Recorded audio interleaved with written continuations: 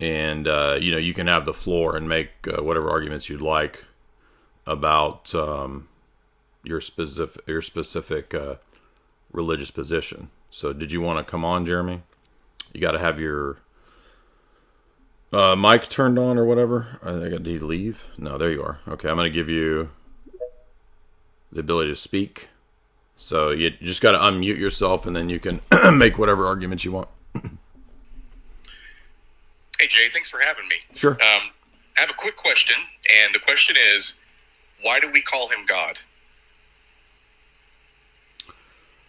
I would say in our position, ultimately, because of the characteristics of what he's revealed about himself. So, God for us would mean the person of the Father and the attributes that go along with him, being omniscient, being omnibenevolent, being, omnipresent, omnipotent, etc. Okay, so what I'm getting at is his name in the Old Testament is spelled Yod-Heh-Vav-Heh, right? Mm-hmm. So this is really more of an etymology question. In the English Bibles and throughout the world, why do we use the name God instead of however you pronounce his name? That's where I'm going with this. Well, I think the Greek term theos is usually what is used, and it's just the word in the Greek that stands for Yahweh or the Lord or whatever. Okay, so you're getting close. Theos is the Greek word, but it's also used of the creator of angels, of demons, and sometimes of men. Right. The Hebrew equivalent is Elohim, and Elohim is also used directly of the creator of angels, of demons, and it's also used of men. That's correct. Where, so can I respond to that? Go ahead. Yes. Yeah, so I'm aware of that, and that's because the term God is a generic term. It's not a proper noun unless it picks out a specific person. And this is an argument that we've made many, many times to Muslims, for example. So I'm familiar with what you're saying, but capital T Theos for us is picking out the person of the Father. But you're absolutely correct that Elohim or gods, in the sense of when Jesus says, "I've said ye are gods," that could refer to an angel, a demon, or a human. We agree. All right, sweet. So, with that being said, what we're translating as God is either Theos or Elohim, but Yod-Heh-Vav-Heh is a different word. So, whenever we in the Tanakh or in the Old Testament, when we translate Yod-Heh-Vav-Heh Elohim, we translate that as Lord God. So, we're not even using the term God for the Creator's name; we're using a title, Lord. Well, I mean, in our view, God is, again, a term that picks out either a divine person, the divine nature, or the divine energies or operations in the Old. And we're speaking here of God, the Triad, the Trinity. So I believe in the Trinity as an Orthodox Christian. And in our view, Jesus is called the face of Yahweh, the angel of Yahweh. Then he's given the name of Yahweh throughout the Old Testament. So it sounds like what we call a word concept fallacy, where the idea is that a word has a single referent. But in the case of Theos or Lord, it could refer to a created Lord, or it could refer to the uncreated Lord or God. Okay, so I'm with you on all that. So, and by the way, Jesus died, rose again 3 days later, sitting at the right hand, and his Father's name is Yod-Heh-Vav-Heh. So I'm with you on all that. You don't think that Jesus is Yahweh? Well, he's divine, but he is not the Father. No, I think they're different aspects. There are things the Father know that Jesus doesn't know. Well, are there degrees of divinity? Yes. Well, in the sense of the divine nature, there can't be degrees of it, right? So the divine nature, for example, is simple, it's uncomposite, it's outside of time, it's impassible, it's not acted upon. These are all classic ideas of what divine nature or the uncreated nature of God signifies. So there couldn't be, if Jesus is fully divine, there couldn't be degrees of that. Or you can't have a quarter or a half of the divine essence or something like that. Right, but angels and demons are divine beings, yes? Divine in a different sense. So there are different, you just contradict yourself, right? No, it's not the sense in the first sense. Okay, so there's two differences in divine. Not in the sense of God's divinity. Okay. So when we call an angel Elohim, or when they're called gods, it's picking out a created thing. We're talking about uncreated nature. So you understand it's a word concept fallacy. It might be, except every demon in the Bible that's listed, and I've got every one of them up here. I can go through the whole list for you, both in Greek and in Hebrew. They are all translated exactly as they are transliterated, meaning they are all translated in our English Bibles exactly as they sound in their original languages. Would you agree with that? Translated as they sound. What do you mean? So I'm going to give you a few for instances as an example. So Baal sounds like Baal in the Hebrew. Baal Perith sounds like Baal Perith. Hold on. Yeah, and we believe those are fallen angels. Yes, Merodach is Merodach, Nebo is Nebo, Adrimelech, Adrimelech, so on and so forth. Right. Now, there are two demons in Isaiah 65:11 that are not translated. Their names are completely untranslated. Have you ever looked up that verse? Yeah, I've read Isaiah many, many times. All right. In Isaiah 65:11, there's two demons in there.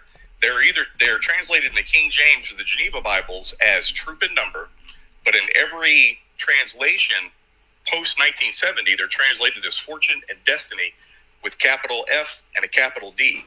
And the way that I found this was I was researching the origins of hard determinism in Christianity. And so I chased that from Lorraine Bodner in 1936 with his tulip thesis back to John Calvin, who got all of his ideas from, and Martin Luther. They got their ideas from Augustine of Hippo. Augustine of Hippo got all of his ideas. I used to be a Calvinist. I've studied at Calvinist seminary. I'm aware. Excellent. Good. So in Isaiah 65:11, you have two demons that are translated as fortune and destiny. Do you happen to know what their names are? Well, how is this going to prove your point? Because, I mean, I agree that they're demons. If these are demons in the text, when I look at Isaiah 65:11, I mean, you're saying that it's the quote modern translations, but okay, I mean, demons are created. So how does this prove your point? Because their names are God and Many. They're spelled GD, Gimel Dalet, and MNY, Mem Nun Yod. Okay. It looks like, and their names are technically pronounced God and Money. You mean, you think that the English terminology of the meaning in English of a Hebrew word is the same? No, what I'm telling you is in Hebrew, that is how you pronounce that word, GD, is Okay. God. This is a word concept fallacy. So you think that the modern English term God is referencing that's predicting that we worship, quote, God, but it's a demon? Is that what you think? So that comes back to my first question is, what is the etymology of the English word God? It just means theos. It just refers to, it picks out theos when we're talking about God the Father, but it also refers to other things. Yes, that's how we define it. But I'm talking about etymology. Where'd it come from? That's etymology. Now, etymology is it came from this word and this language and this vernacular, and that's how we all say it. Okay. Isn't that what you're asking? Right. Well, so Can you just state what your position is? You're asking me all these questions. And just what's the position that you're arguing for? Sure. So the hard determinism of Christianity, which is Calvinism, comes from those two demons, God and Many, the demons of fortune and the demons of destiny. One's a male and one's a female. And they just change their names every now and then, i.e. God and Mary. And what happened was the demon God and Mary? Mary? Yeah. Yeah, you just change Many a little bit and you get Mary. So what happened was this is Looney Tunes, man. I'm not trying to be mean to you, but all right. Changing Thank you for having me. changing one letter? Yeah, it makes all the difference, right? Correct. So how do you jump from that to Mary? Because the demons God and Many it's the same cherub in different civilizations. It's Amun-Ra in Egypt and Horus. It's God and Many in Babylon. It's Jupiter and Pluto in And you think that's pantheon. you think that's the Virgin Mary? Well, I'm saying that's the cherub that's presenting himself as Mary for the Catholics. How would you ever come up with Yeah, something how like would you that? how would you come to that? Because I wrote a 93,000 word book on it and I researched it. That doesn't explain how you came to the conclusion. That just tells me what you did. Well, rephrase your question. it's a non sequitur. So first of all, changing one letter in many words gives very different conclusions and reference to as to who the word is picking out. So the fact that you're saying that, well, I just changed one letter and it's really close to Mary. I mean, this is like, you don't see why that would be a problem? Well, if you look up Mem Nun Yod in Hebrew, Nun is a letter that's used to change a name and to disguise a name. Okay. So are you familiar with like the way, let me give you an example of where this would be a problem. Like the way that Freemasons talk about Solomon. Have you heard this argument where they say, well, look at the name Solomon. It's Sol, it's Om, and it's On. Sol is the Latin for the sun and the sun god. Om is the the Buddhist Om, right, chant that they do. On is the Egyptian deity On. Now, the word Solomon is a English transliteration of Shalom. Has nothing to do with Sol, Om, and On. Okay, so there's a tendency in a lot of esoteric-minded people or Masonic-minded people, various Hermeticists or whoever.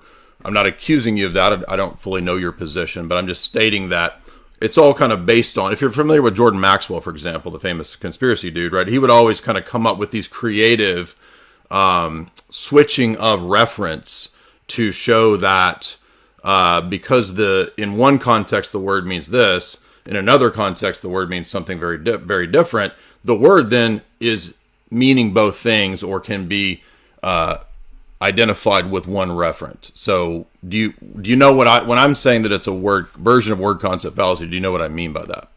I agree with you 100%. With you spot on. But how would you agree with me if that's what I'm saying is the move here that you're making that's a mistake? Because you can find God in the text, in the Hebrew text, and it was covered up. If you'll indulge me just for one more quick point before you can me. I'm listening. All right. So let's assume that God and Mani are the demons of the Babylonian demons of luck or fortune and destiny or fate. And I stumbled upon them. You asked how I found this. Let me answer that first because you did ask that question. The way that I found this was when I was researching the elect, I wanted every time the word the elect, choose, or chosen was used in the Bible, and I was going to put it in an Excel spreadsheet so that I could show you that it was just a mundane word where somebody was choosing something. There's 224 instances of that, and the way that I found Isaiah 65:11 is because the Creator chose Israel for destruction because of something they did. That's how I found Isaiah 65:11, was just by doing my homework. So let's assume that God and money are the demons of luck and fate. In Luke, whenever Jesus is telling them that you cannot serve both God and money, assume my proposition is true. The reason that he's telling them that you can't serve them both is because you either live your life as if everything is chance or luck, or you live your life as if everything is fate or destiny. That's why you can't serve those two masters.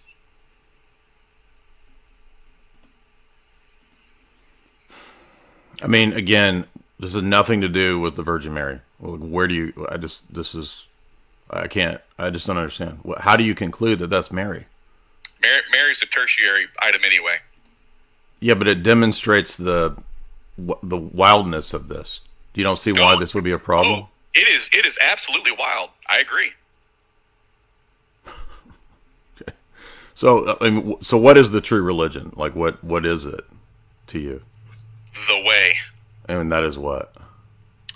Well, so here's my opinion that you're not going to hear anywhere else. I think the way, which was home groups meeting in their homes, your pastor, your evangelist, your apostle, those were all functions that people did. They were not titles that were given to them by professionally credentialed organizations. The Gnostics eventually infiltrated the way and eventually turned it via Augustine of Hippo and Jerome and others, and eventually turned it into what we call the Roman Catholic Church. And then they used half of the Gnostics' beliefs to do that. In the 1500s, the Protestants used the other half of the Gnostic beliefs to consolidate power away from the Pope. And what you call church right now is the great harlot of Babylon, because all churches worship God, and his proper name is the Babylonian demon of fortune. Yeah, again, your entire thesis is built on a word concept fallacy. Are you from a Protestant background? Both Catholic and Protestant. Right. So the word God can pick out different things, right? And your argument rests on the word God having the single referent of this demon. And Correct. the way that you got to that was the creative interpretation of Isaiah 65.